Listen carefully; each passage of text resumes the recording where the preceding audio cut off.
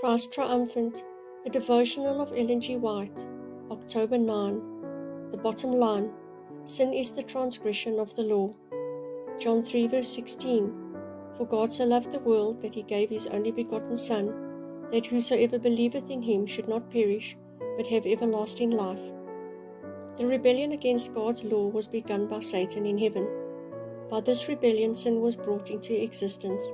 Satan insisted that God had not dealt with him justly. He criticized God's plan of government. He declared the divine law to be arbitrary, detrimental to the interests of the heavenly universe, and in need of change. Vital interests were at stake in the worlds that God had created. Would these supposed defects be made so apparent that the inhabitants of the heavenly universe would be justified in claiming that the law could be improved? Would Satan succeed in undermining their confidence in the law? God in his wisdom did not use measures of force to suppress Satan's rebellion. Such measures would have aroused him, strengthening his rebellion rather than changing his principles.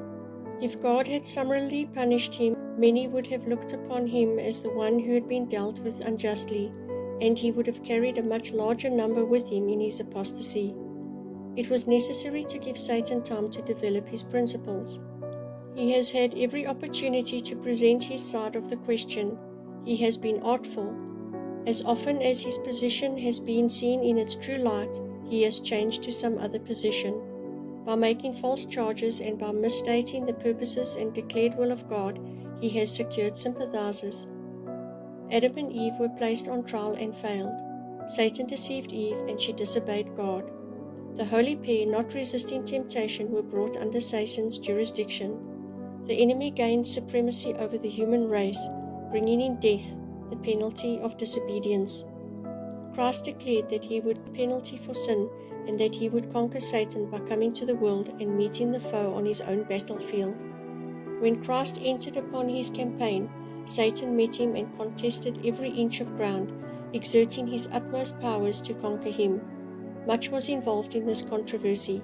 The questions to be answered were: is God's law imperfect, in need of being amended or abrogated? Or is it immutable? Is God's government stable? Or is it in need of changes?